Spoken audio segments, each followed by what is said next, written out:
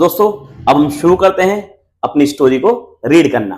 तो चलिए मेरे साथ थोड़ा थोड़ा पढ़ते रहेंगे। क्या लिखा है दोस्तों? लिखा है समटाइम्स, समटाइम्स माने कभी कभार, समटाइम्स आई फाइंड अ रूपी इन द गार्बेज। मुझे कभी कभार रूपी, रूपी माने पैसे, कभी कभार दोस्तों मुझे पैसे मिल जाते हैं। कहां पर? गार्बेज, गार्बेज माने कूड़ा, कूड़ा। समटाइम्स कभी कभी, तो मुझे कभी कभी पैसे मिल जाते हैं। ये बात साहिब आलम ने कही, किससे? एनी जंग से। एनी जंग कौन है? राइटर है इस चैप्टर की। आगे एनी जंग कहती हैं दोस्तों, why do you do this? आप ये काम क्यों करते हो, मतलब कूड़ा वूड़ा क्यों उठाते हो? आई आस्क साहिब, मैंने साहिब से पूछा, होम आई रिकाउंटर एवरी मॉर्निंग। रिकाउंटर माने दोस्तों देखना, है ना? रिकाउंटर माने देखना, ये किसी को रेगुलर कोई चीज देखते रहना। तो आई रिकाउंटर एवरी मॉर्निंग, मैं आपको हर सुबह देखती हूं। स्क्रॉनिंग फॉर गोल्ड, स्क्रॉनिंग माने दोस्तों ढूंढना, यानी सर्च करना। Scrounging for gold in the garbage drums of my neighbourhood. जो ढूंढता है, गोल्ड ढूंढता है, गोल्ड माने कोई सामान, मतलब पैसे वगैरह कह सकते हैं उसको। वो पैसे ढूंढता है कहां पर? गार्बेज ड्रम्स के अंदर, ऑफ माय नेबरहुड, नेबरहुड माने पड़ोस में। साहेब लेफ्ट हिज होम, साहेब ने अपना घर छोड़ दिया था। लॉन्ग एगो, बहुत ही पहले। Set admits the green fields of Dhaka, यानी उसका जो घर था वो कहां था दोस्तों? ग्रीन फील्ड ढाका में था। ढाका कहां पर है? बांग्लादेश में है। His home is not even a distant memory। दोस्तों आज उसकी यादों में उसका घर बिल्कुल भी नहीं है। मतलब जब साहिब आलम अपने घर से सीमापुरी में आया था तो बहुत छोटा रहा होगा, जिससे अब क्या बताया गया है कि उसकी मेमोरी में, अब उसके घर की यादें नहीं है। There were many storms, बहुत से तूफान आए। And there were many storms, बहुत सारे तूफान आए। दैट स्वेप्ट अवे, जो बहा के ले गए किसको? देयर फील्ड्स, उनके फील्ड्स को। एंड होम्स, और उनके घरों को। हिज मदर टेल्स हिम, उसकी मम्मी उसको ये बताती हैं। उन्हें पूछा कि मम्मा हम कहां रहते थे? तब उन्होंने बताया बेटा ढाका में रहते थे। कि मम्मा फिर हम वहां से क्यों आ गए? कि बेटा वहां पर आज तीसरे दिन तूफान आते थे, जिसकी वजह से हमारे घर और हमारे खेत उसी में उड़ गए, बह गए। तो जिसकी वजह से हम क्या हुआ, हम खाने की तलाश में सीमापुरी इलाके में आकर बस गए। That's why they left, इसलिए उन्होंने अपना घर छोड़ दिया। Looking for gold in the big city where he now lives। अब वो गोल्ड की तलाश में, मतलब खाना पीना पैसे इनकी तलाश में बड़े शहर में आ गए और वहां पर आके रहने लगे। लिव्स माने रहना। I have nothing else to do, मेरे पास कुछ करने के लिए दूसरा काम नहीं है। ये बात किसने कही? ये बात कही साहिब आलम ने एनी जंग से। I have nothing else to do, he mutters, वो कहता है। Looking away, नीचे देखते हुए, इधर उधर देखते हुए अपने आंखों को। Go to school, और एनी जंग पूछती हैं go to school, क्या आप स्कूल जाओगे? I से ग्लिबली, ग्लिबली माने हल्का सा बुदबुदाते हुए, है ना? थोड़ा सा मैंने उससे कहा क्या आप स्कूल जाओगे? Realizing immediately how hollow the advice must sound, और जो बात मैंने बोली ना कि क्या आप स्कूल जाओगे, इस बात पर एनी जंग कहती है मुझे खुद शर्म आई। क्यों उनको खुद शर्म क्यों आई? उनको खुद शर्म इसलिए आई दोस्तों, जिस इंसान के पास एक वक्त की रोटी खाने के लिए पैसे नहीं है, वो इंसान स्कूल कैसे जा सकता है? तो एनी जंग को इस बात पर थोड़ा सा अपने ऊपर गुस्सा भी आया कि मैंने सही बात। अब दोस्तों साहिब आलम उसका उत्तर देता है, क्या कहता है? There is no school in my neighbourhood, neighbourhood माने पड़ोसी, है ना? मेरे पड़ोसी में या मेरे पड़ोस में कोई भी स्कूल नहीं है। When they build one, I will go, कि जब कोई स्कूल बनेगा तो मैं वहां जाऊंगा। If, यदि I started a school, अब एनी जंग कहती है कि अगर मैं कोई एक स्कूल स्टार्ट करूं, will you come, क्या आप आओगे? I asked half joking, मैंने उससे मजाक मजाक में ये बात पूछी, एनी जंग कहती है। तो साहिब आलम कहता है यस, हाँ बिल्कुल। He says smiling broadly, मतलब थोड़ा बहुत हाँ हंसते हुए मुस्कुराते हुए कहता है कि हाँ हाँ बिल्कुल आएंगे, क्यों नहीं आएंगे। A few days later, कुछ दिनों के बाद, I see him running up to me, मैंने एक दिन देखा उस बच्चे को, साहिब आलम को, वो मेरी तरफ भागा हुआ चला आ रहा है। Is your school ready, और आके मुझसे क्या पूछता है कि क्या आपका स्कूल तैयार है? It takes longer to build a school, तो एनी जंग कहती हैं कह रहे मेरे भाई स्कूल बनने में थोड़ा समय लगता है। आई से एम्बेरेस्ड, मैंने थोड़ा सा हिचकिचाते हुए ये बात उससे कही। Eight having made a promise, क्योंकि मैंने उससे प्रॉमिस किया था। दैट वॉज नॉट मीट, जो अभी तक मैं पूरा नहीं कर पाई।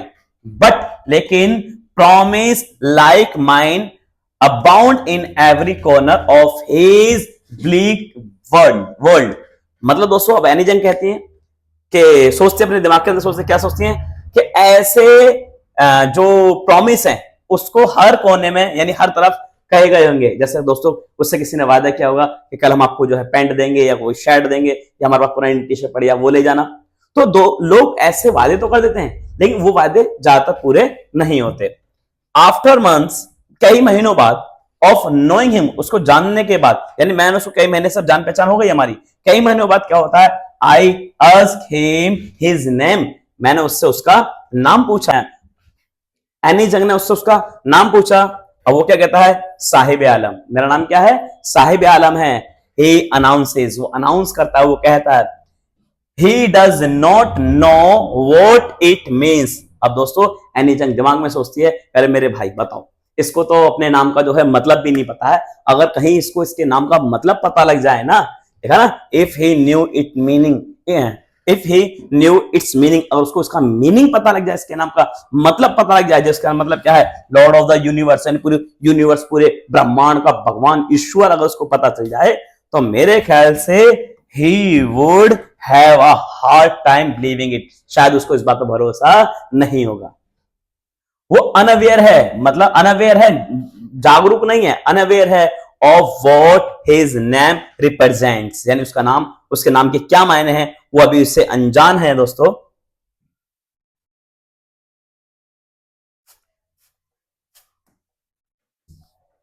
He roams the streets with his friends, वो गलियों में घूमता है अपने दोस्तों के साथ।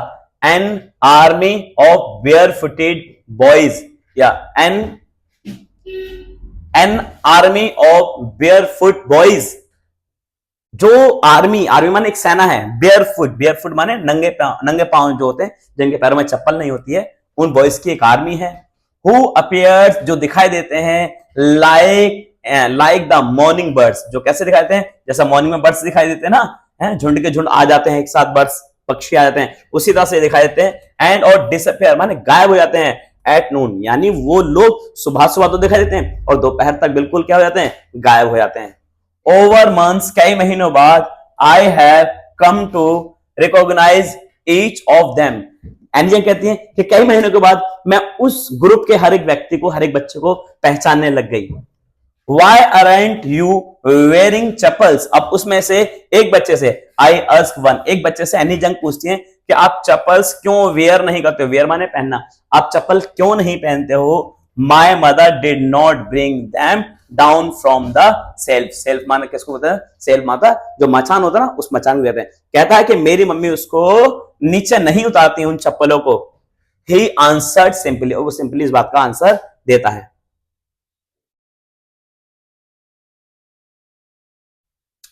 Even if she did, he will throw them off, अगर मेरी मम्मी मुझे चप्पल उतार के भी दे देंगी ना, मैं तब भी उनको थ्रो ऑफ कर दूंगा। थ्रो माने दोस्तों फेंकना, मैं उसको फिर फेंक दूंगा। एड्स अनदर, और वहीं पर वो अब एनी जंग दूसरे बच्चे को तरफ देखती है। हु इज वेयरिंग शूज, जिसने उसमें शूज पहन रखे हैं, जूते पहन रखे हैं। दैट डोंट मैच, जो एक दूसरे मैच नहीं कर रहे हैं, मतलब अलग अलग कलर के जूते पहन रखे हैं। When I commented, जब मैंने उससे पूछा on it, इसके बारे में, he shuffles his feet, shuffles माने तो छिपाना, पीछे हटाना, तो वो अपने पैरों को पीछे हटाता है और says nothing, और मुझसे कुछ नहीं कहता है। I want shoes, एक बच्चा उसमें कहता है कि मेरे को जूते चाहिए। Says a third boy, एक थर्ड बॉय वहां पर कहता है उसी आर्मी में से, who has never owned a pair all his life, जिसने आज तक अपनी जिंदगी में कभी जूते नहीं पहने हैं। Travelling across the country, I have seen children walking बेयरफुटेड, मैंने बहुत सारे बच्चों को देखा है जो बेयरफुटेड घूमते रहते हैं इन द सिटी, यानी नंगे पांव घूमते रहते हैं। ऑन विलेज रोड्स, यानी गांव की सड़कों पर, it is not lack of money, दोस्तों ऐसा नहीं है कि उनके पास कमी हो, लैक ऑफ मनी, उनके पास पैसे की कमी हो, but a tradition to stay barefoot. ये वहां की ट्रेडिशन है, वहां की एक परंपरा है, ऐसा बताया गया है कि उनकी माँ उनको शुरू से बताते हैं कि बेटा हम लोग चप्पल नहीं पहनते हैं, है ना। दो उनके कैसा रीजन, उनके पास पैसे नहीं है ना, और उनके पास जो है दूसरी चप्पल नहीं है, इसलिए उनकी मम्मी उनको क्या समझाती है कि बेटा हम कभी चप्पल नहीं पहनते हैं, क्योंकि हमारी ये क्या है, ये हमारी प्रथा है। Is one explanation is one explanation, एक एक्सप्लेन करता है। आई वंडर्ड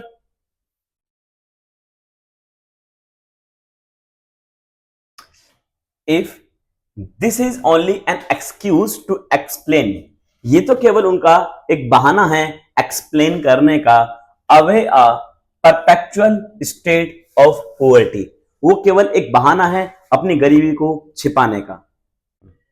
अब दोस्तों वहीं पर जो राइटर है एनी जंग, वो क्या कहती हैं, वो कहती हैं आई रिमेंबर अ स्टोरी, उन्हें एक स्टोरी याद आती है, ऑफ अ मैन, एक आदमी की, फ्रॉम उदीपी, उदीपी एक जगह का नाम है जो वहां रहता था, उदीपी वंस टोल्ड मी, जो उन्होंने मुझे एक बार बताया, एज अ यंग बॉय, एक लड़का था, he would go to school past an old temple, एक ओल्ड टेम्पल था, उसके पीछे एक स्कूल था, वो बच्चा वहां जाता था, where his father was a priest, priest माने होता है दोस्तों पुजारी, जहां पर उसके फादर क्या थे, पुजारी थे।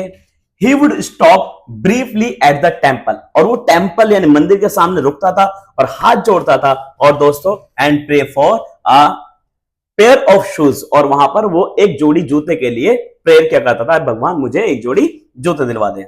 30 years लेटर, अब दोस्तों वो राइटर दोबारा 30 साल बाद वहां पर आती है, 30 साल बाद, आई विजिटेड हिज टाउन, मैं उसके शहर दोबारा गई, एंड द टेम्पल, और उसी टेम्पल पर मैं 30 साल बाद दोबारा गई, which was now drawn in an air of desolation, यानी अब वहां पर वो जब जाती है तो वहां आके क्या देखती है, इन द बैक यार्ड, यानी पीछे की तरफ, where live the new prince, अब वहां पर नया पुजारी आ गया, यानी जो पुराना पुजारी था उसका जो बेटा था वो दोनों वहां से चले गए हैं, अब नया पुजारी आ गया है। देयर, वहां पर, were red and white plastic chair,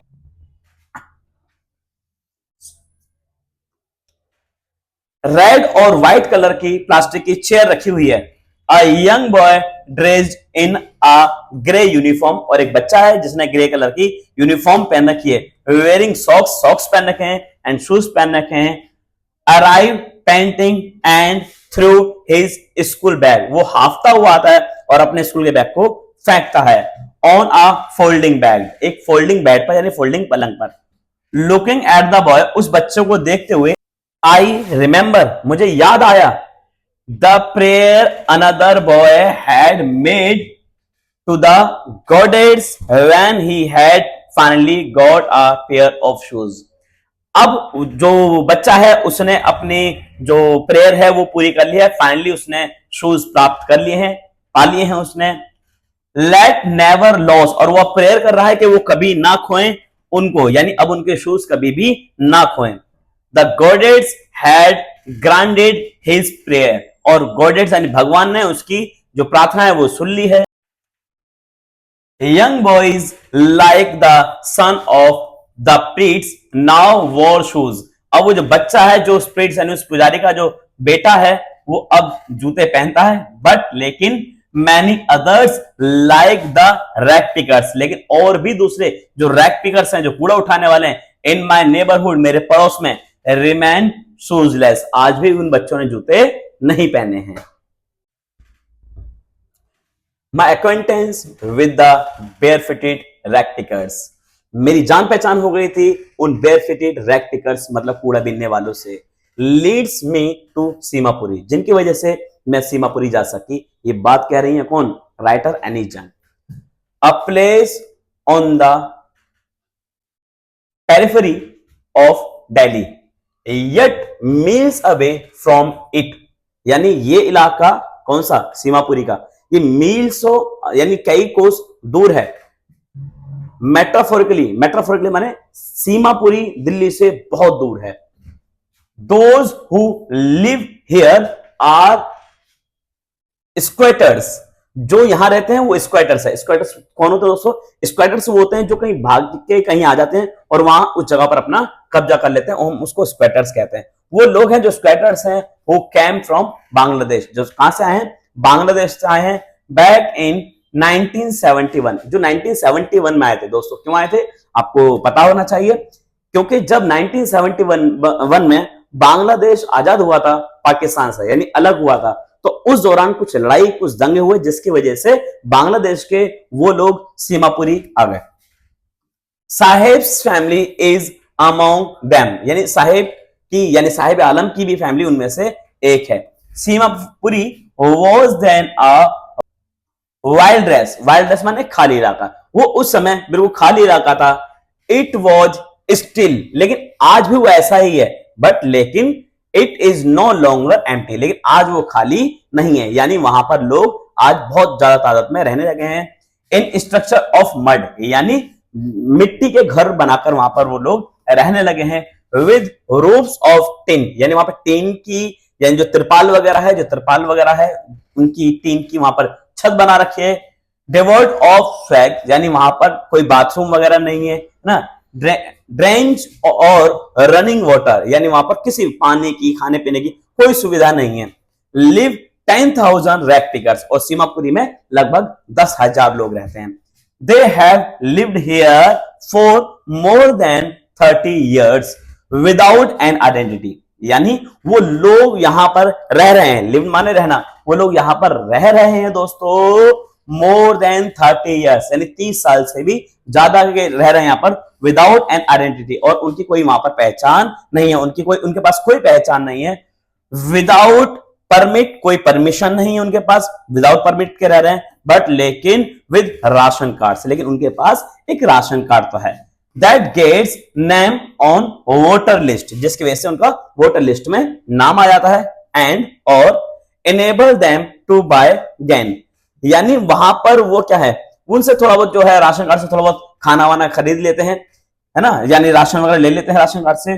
food is more important for survival than an identity, और वहां के जो लोग हैं सीमापुरी के, वो क्या कहते हैं कि फूड इज मोर इंपॉर्टेंट, उनके लिए खाना ज्यादा इंपॉर्टेंट है, किससे? एक आइडेंटिटी से, यानी एक पहचान से ज्यादा इंपॉर्टेंट है।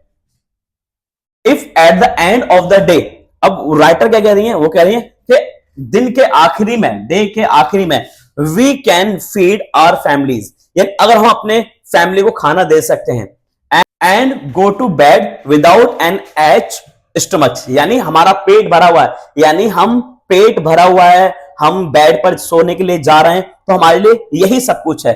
We would rather live here than in the field that's give us no grain, हम वहां पर वैसे ही रह लेंगे, हम वहां पर जो है हम वहां पर पूरी उम्र गुजार सकते हैं। क्यों? क्योंकि हमें वहां खाने के लिए मिल रहा है, और हम जो है वहां पर हमारे पास छोटा सा एक घर है।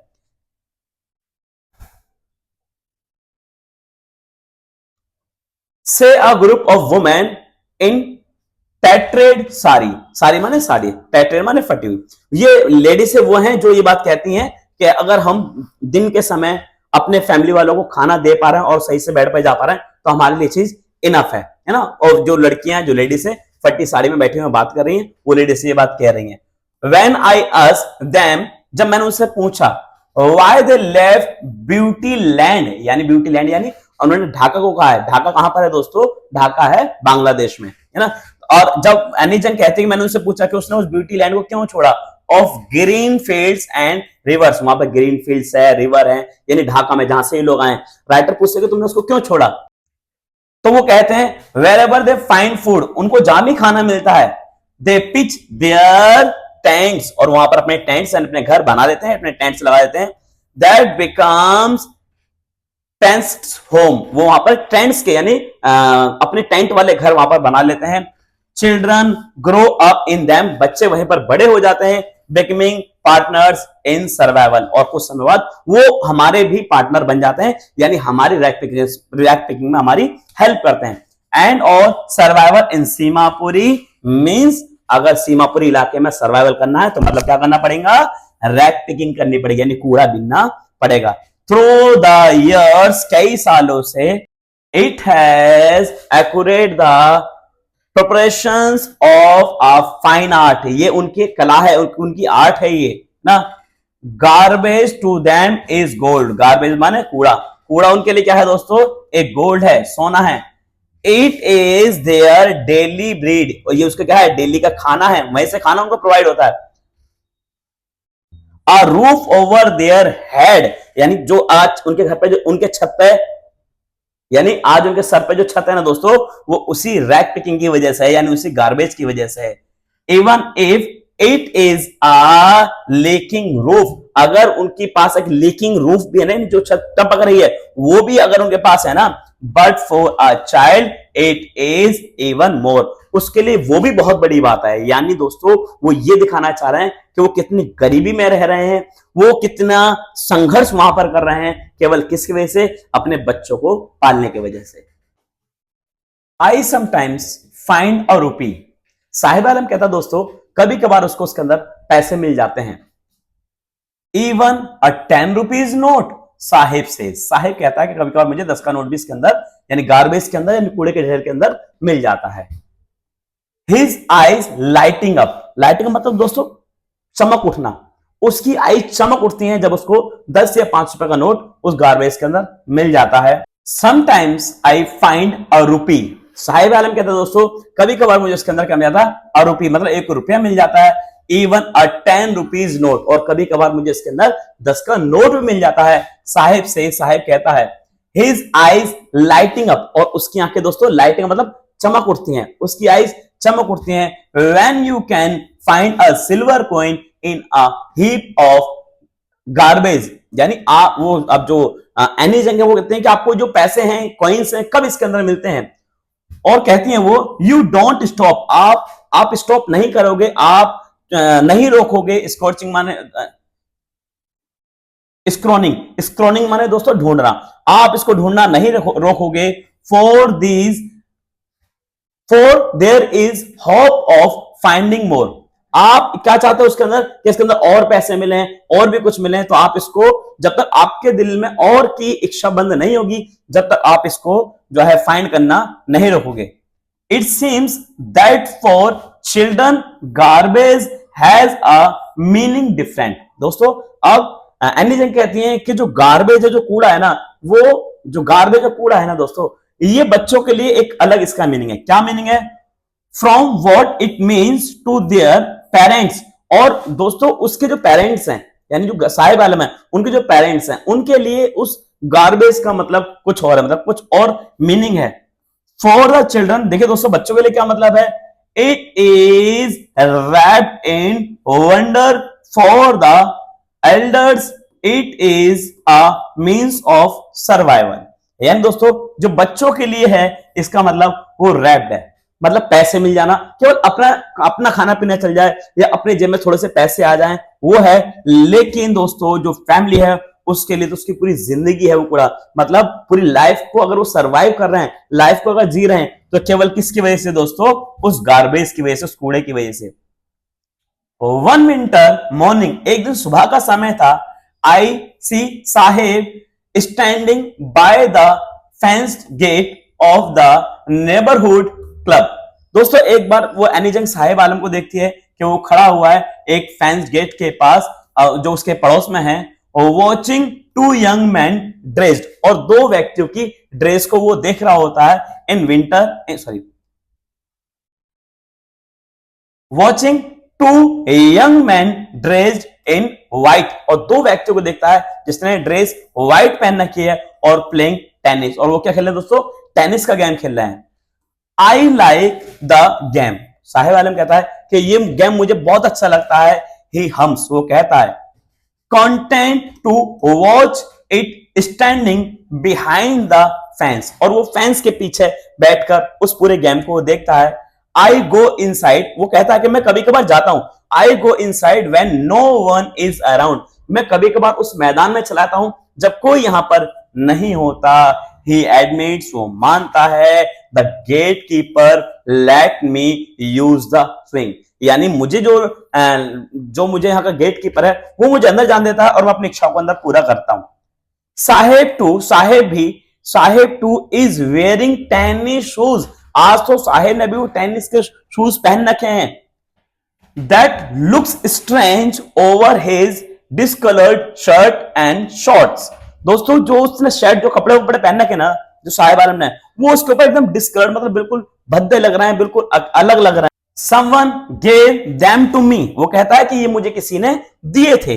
He says, वो कहता है in a manner of exhalations, वो कहते हुए the fact that they are disclear, वो बिल्कुल डिस्क्लियर करता है उसको shoes of some rich boy, यानी किसने दिए थे उसको, किसी बड़े यानी किसी अमीर घर के बच्चे ने उसको वो शूज दिए होंगे। Who perhaps रिफ्यूज, जिसने शायद रिफ्यूज माने मना करना है, जिसने शायद कभी मना कर दिए होंगे, रिजेक्ट कर दिए होंगे वेयरिंग देम, उनको पहनने से, बिकॉज क्योंकि of a hole in one of them, यानी दोनों में क्या हो गए थे, थोड़े थोड़े सुराग हो गए थे, वो खराब हो गए थे, इसलिए किसी अमीर बच्चे ने उसको रिजेक्ट कर दिया होगा, रिफ्यूज कर दिया होगा, तो इसलिए उसने साहिब आलम को दे दिए। डज नॉट बॉदर हिम, जो उसको नहीं पहनने थे। For one who has walked बेयरफुटेड, लेकिन एक ऐसा व्यक्ति, एक ऐसा बच्चा जो दोस्तों कैसा है, जो बेयरफुटेड है, बेयरफुटेड माने नंगे पांव है, जिसके पैर में चप्पल तक भी नहीं है, वो फॉर वन किसी के लिए, हु हैज वॉक्ड बेयरफुटेड, जो कोई व्यक्ति, जो बच्चा नंगे पांव घूमता है, even shoes with a hole is a dream come true, एक ऐसे बच्चे के लिए जिसने कभी जूते नहीं पहने, उसके लिए तो मान लो एक सपना सा पूरा हो गया। बट लेकिन the game is watching, so intensity is out of his reach, लेकिन गेम खेलना दोस्तों आउट ऑफ है, यानी कि बाहर है उसकी पहुंच से। दिस मॉर्निंग, इस सुबह, Saheb is on his way to milk booth, लेकिन दोस्तों एनी जंग कहती है मैंने आज साहिब आलम को देखा, वो कहां जा रहा था, वो मिल्क बूथ की तरफ, यानी दूध की डेयरी की तरफ जा रहा था। In his hand is a steel canister, canister माने केतली, एक उसके हाथ में एक डोलची थी, एक केतली थी, जो दूध लेने जा रहा था उस मिल्क बूथ पर। Now I work in a tea stall, अब वो कहता है दोस्तों, क्या कहता है कि I now work in a tea stall down the road, यानी रोड के पीछे, रोड के ही पास एक टी स्टॉल है, वहां पर मैं काम करता हूं, साहिब आलम कहता है। ही सेज, वो कहता है पॉइंटिंग इन द डिस्टेंस, कुछ दूरी पर होते हुए, आई एम पेड 800 रुपीज, और दोस्तों वो साहिब आलम कहता है कि मुझे ये काम करने के 800 रुपीज दिए जाते हैं, एंड ऑल माई मील्स, और मेरे जो भी खाना है मेरा मालिक मुझे देता है। Does he like the job, अब यहां पर एनी जंग पूछते उससे अपने मन में कि क्या उसे वो जॉब अच्छी लग रही होगी। आई आस्क्ड हिज फेस, अब मैंने उसके चेहरे से ही बात पढ़ी, उसके चेहरे से बात पूछी। I see he lost the carefree look, वो दोस्तों उसने अपना केयर फ्री लुक जो है वो खो दिया था, वो लॉस कर दिया था। द स्टील कैनेस्टर, कैनेस्टर माने वो डोलची, वो केतली, सेम्स हैवियर, साहिब आलम कहता है कि ये केतली है ये ज्यादा हैवियर है, ज्यादा भारी है देन द प्लास्टिक बैग, जो प्लास्टिक का बैग जो वो लेके चलता था उससे दोस्तों कंपेयर किया गया है उस केतली को, वो कहता है ये केतली ज्यादा भारी है मेरे प्लास्टिक के बैग से। He would carry so lightly, वो दोस्तों कहता है कि जो मेरा प्लास्टिक का बैग था उसको तो मैं बहुत इजीली उठा लिया करता था, बहुत इजीली उठा लिया करता था दोस्तों, ओवर हिज शोल्डर, अपने शोल्डर, अपने कंधों के ऊपर। द बैग वॉज हिज, क्यों, क्योंकि वो बैग उसका खुद का था।